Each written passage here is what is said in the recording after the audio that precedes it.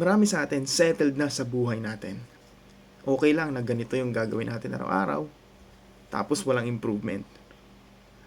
Hindi ba kayo nagtataka? Bakit sa dinami-dami ng tao dito sa mundo, kokonti lang yung talagang nagiging successful? Kokonti lang yung talagang nakikita natin na nag-excel. Alam nyo, minsan napapaisip ako bakit ganito mag-isip yung tao? Bakit ganito yung takbo ng isip nila?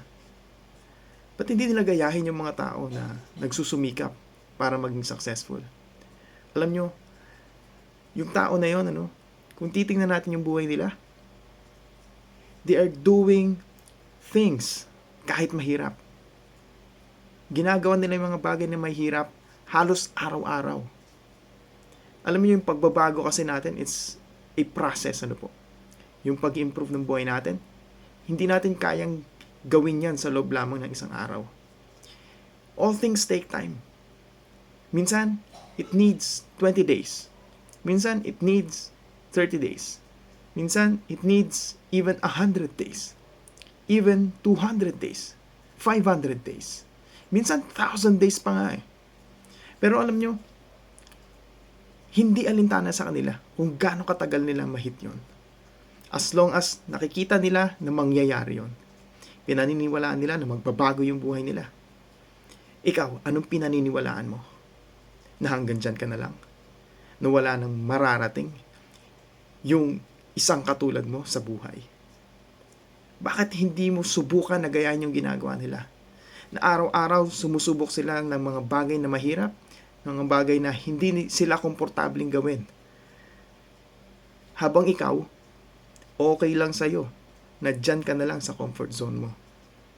Na walang nangyayari, walang nag-i-improve. Tapos, kadalasang maririnig pa sa'yo ng iba. Nagre-reklamo ka sa resulta ng mga ginagawa mo. Wala kang karapatang magreklamo. Dahil ginusto mo yan. Mas okay pa siguro, na gayahin mo yung pangarap nila, gawin mo yung ginagawa nila, tapos magreklamo ka na mahirap. At least meron kang ginagawa. At least sinusubukan mo na abutin yung mga pangarap na meron ka. Kesa naman nagrereklamo ka nang wala ka namang ginagawa. Di ba?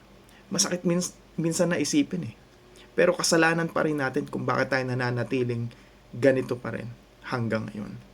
Kasalanan pa rin natin kung bakit wala pa rin tayong nararating.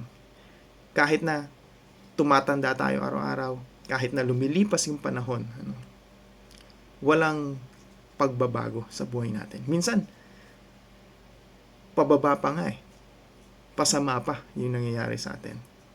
Kasi nga, okay na tayo sa kung anong meron tayo ngayon. Okay na tayo sa mga bagay na ginagawa natin araw-araw. Kahit na alam natin na wala namang kwenta-kwenta or wala namang pinatutunguhan.